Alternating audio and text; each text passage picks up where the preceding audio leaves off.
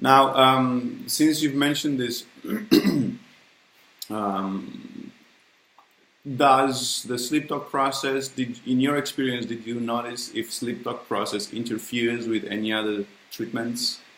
None. There are no contraindications. All right, excellent. And you've also mentioned about anxiety, separation anxiety.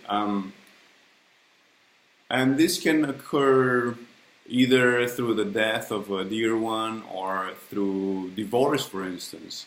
Now, how does this affect the process in terms of, for instance, the mother is divorcing, takes the child with her, she remarries, and how would that apply? Because now the child has a different father. Yeah. Because great question again, Eugene. You're going to be good at this. It's not all my questions. I don't take credit for all of the questions. But they're great because it means that you've been explaining the process that well. That these are the questions that it stimulated.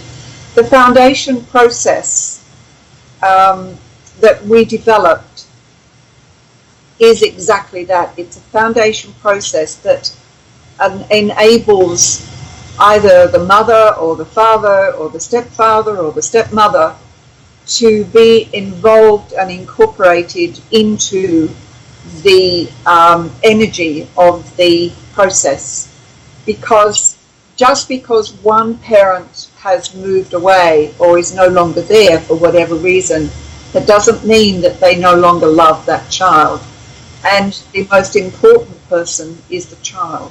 So the statements have been developed to ensure that those issues are dealt with.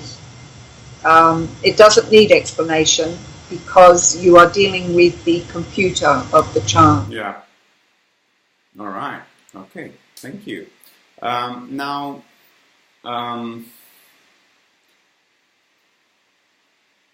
you're mentioning, that SleepTalk can help with so many issues, but does it work only if the child has a problem? Because in my experience, I've noticed that you could also use it with, kids who want to be better at, school or at sports or things like that. Absolutely. So it's not necessarily a therapeutical method, but it can also be used as a self-development or improvement method. Yes, it can, which is one of the reasons why we changed the initial terminology from sleep talk therapy to a sleep talk process, because it helps all children. However, having said that, do you know what, Eugene? I have never ever met a child who doesn't have a problem. Yeah. So it helps children. Yeah. Now, we all know that, as you yourself said so very well earlier, we are more or less a result of our upbringing in the early stages of our lives. Yes. So, and unfortunately, we are so bombarded with all these negative statements in all our lives, and unfortunately, they are so embedded in our culture, in our society, in our psyche, that we are not even aware of what we are saying. We say it in automated pilot, but the child hears for the first time, and it just swallows it in. So what would be some of those very negative statements that parents do say in a very casual and maybe even funny way, but the child registers in a completely different way? That's right.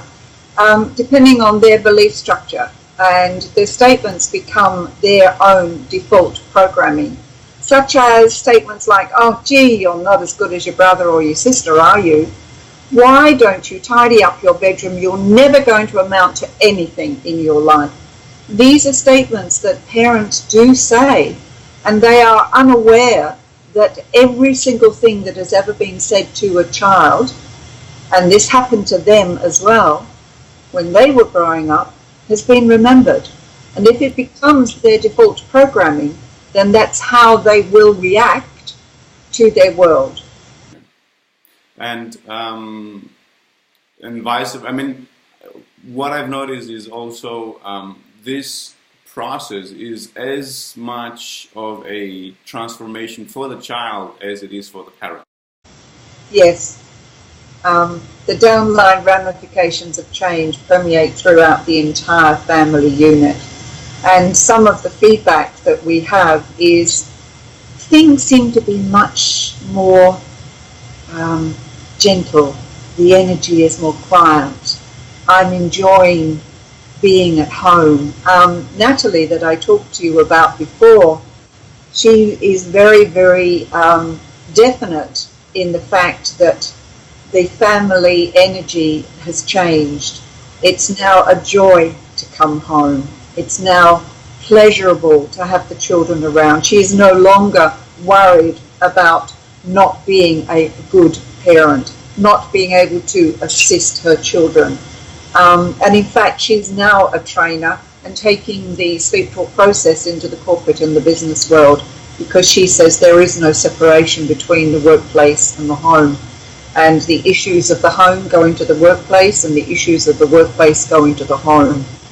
And there's not enough time, there's not enough hours. So the SleepTalk helps to reduce the negative energy within the home. Helps everybody. Absolutely. Well, John, these have been all the questions I've had so far, and I'm so happy that you've taken the time to answer them. And of course, I would like to ask you in a final question, let's put it this way. If you have something to say that I haven't covered through my questions, or any message that you have for all the parents out there who are interested in SleepTalk, and also for all of those who are interested in becoming a SleepTalk consultants. Oh, wow, what a question. I have lots to say. I could talk forever about this, but I think basically, as far as parents are concerned, I know as a parent, when I had to deal with my own children before SleepTalk, I lacked the knowledge, I lacked the awareness of how important it was to never ever allow a negative statement to come out of my mouth. And then when I did learn that some of the statements that I had said while Michelle and her gorgeous daughter and her gorgeous sister, that I said to them while they were growing up, I was devastated, and I went into the corner of my room and I cried my eyes out. What have I done? What have I said? Why did I do that? Wish I'd known. All of the issues that we as parents sometimes go through. And then I was introduced to the awareness of suggestion, positive auto-suggestion, and I became so conscious of my language. So I had to forgive myself as a parent, and I had to then take on board and learn a new way of thinking. So for any parent that's out there, I'm just like you. I made the mistakes. I made horrendous mistakes in my language and communication then. But I no longer have that excuse. So I forgave myself. I left all the negative and I took the learning and I moved on. And it's my goal now to assist every parent that wants to listen. And if you don't want to listen, that's fine. I'll just find somebody who does.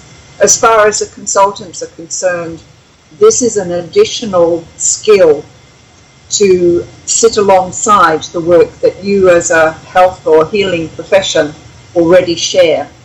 And it just helps to educate both yourself and your colleagues and the parents, your clients, to become self-empowered.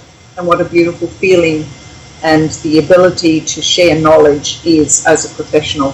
And the end results, the worst possible thing that could ever happen with SleepTalk is the little one will become happy.